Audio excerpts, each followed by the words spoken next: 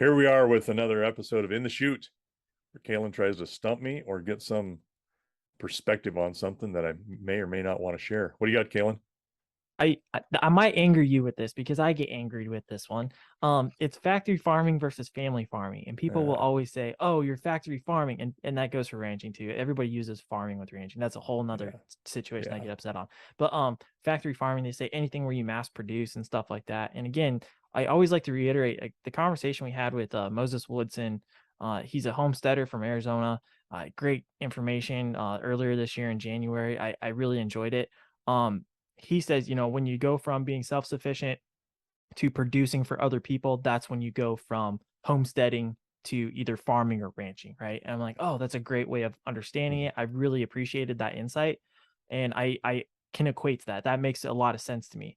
But then people say, oh, you're factory farming, but it's not the same as family farming. And then I'm like, well, that's funny because 90, I think what 6% of all agriculture production, whether it's farming or ranching, is family owned. So the question for you is like, what's the difference between factory farming and family farming then?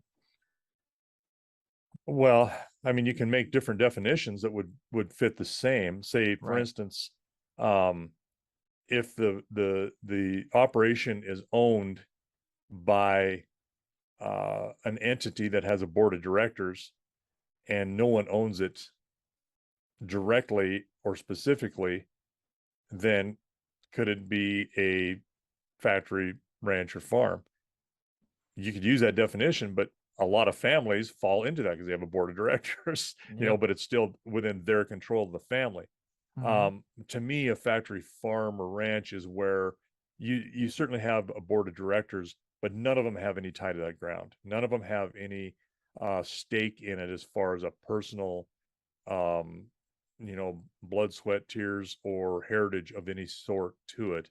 And the Um, closest thing I can think of that people might be asking would probably be like, craft industries or quicker farms where right. they have large tracts of land where they're producing for their own business, and maybe there is a family entity that owns or has controlling piece of the board of directors, but they don't necessarily have any tie to the ground because the business Right. itself has purchased over the years to Right. produce for it. Yeah. Yeah, that's kind of what I would say too. I mean, when you've got members of the family actually working that property, you could have a lot of employees. There's no doubt there, and I'm sure there's probably some farms. Uh, for instance, you take a look at um, whatever brand, Dole, for instance, on you're talking California, Hawaii, at one time probably family owned, may still have some ties there, but may have also been uh farmed off or sold off to someone who has a lot of a corporate interest but maintains the family name. Yeah. That's still corporate farming as far as I'm concerned. um and really, uh you could be in that situation where you've had the ground for 100 years or better, and someone else owns it. You just Mm, continue to work it. I almost like mean, a that's sharecropper. almost, but your expertise is part of it, but you're still in that way, you're still corporate farming because you're just you're a worker at that point. I mean, so there's all kinds of definitions that it would fall into, but most of our corporate farming or ranching, I think, is, well, we know it's at the family level like ours is, but we have a structure there. But any of the profits are hopefully coming back to within the structure or the sustenance of um, the land, the cattle, or in cases farming, um, to help continue that and sustain it. Where corporate farming, in some way, they could just say, you know what, hey, yeah, we're not going to make that today, and sell it off, Yeah. or not, and still be okay and be able to do that.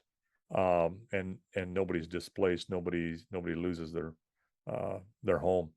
I think, and here's another way of I think I've as you're talking about things and I'm thinking through the process. I would, from my perspective, I believe a lot of people see factory farming versus family farming as this. family farming being, oh, you're more wholesome, you've got connection with the ground and the animals, you take care of them on a daily basis.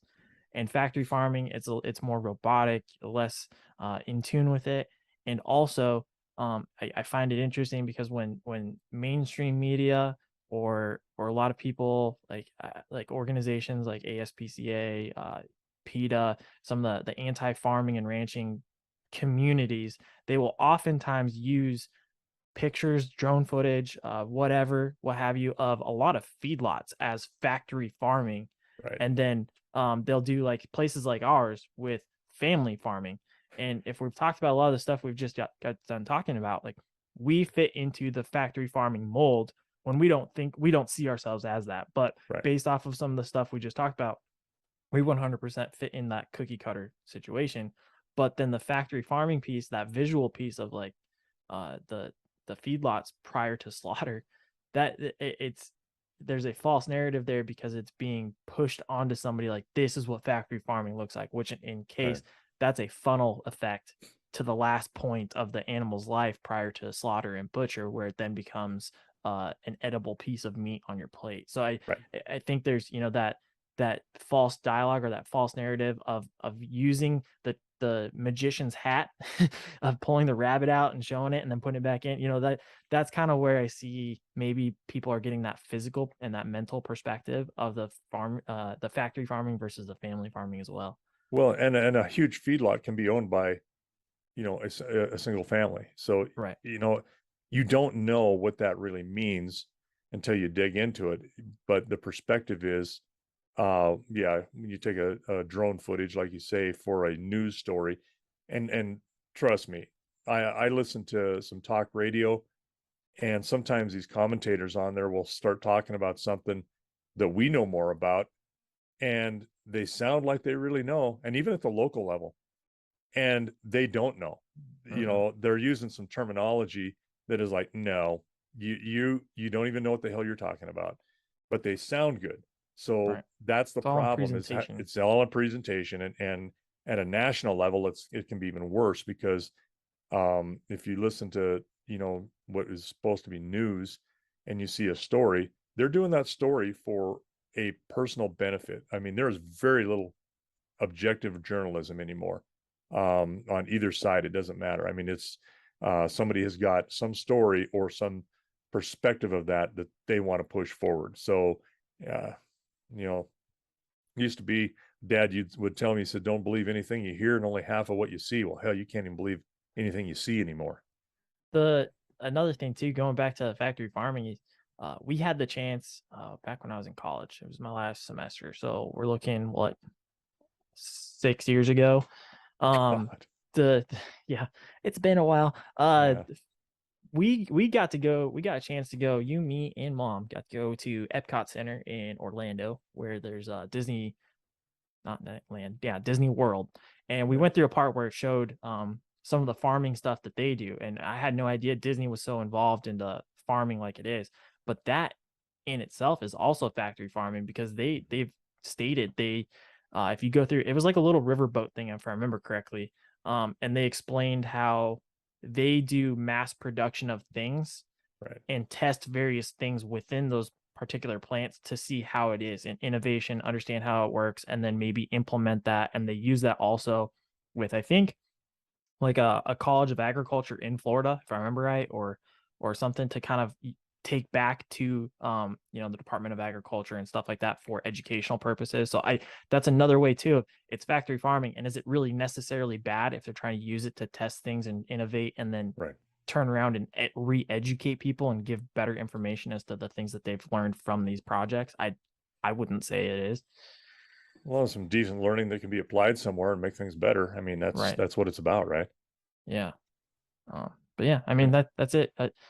Factory farming versus family farming. I guess we're both. so so with that, we'll take that conversation and put it out to pasture.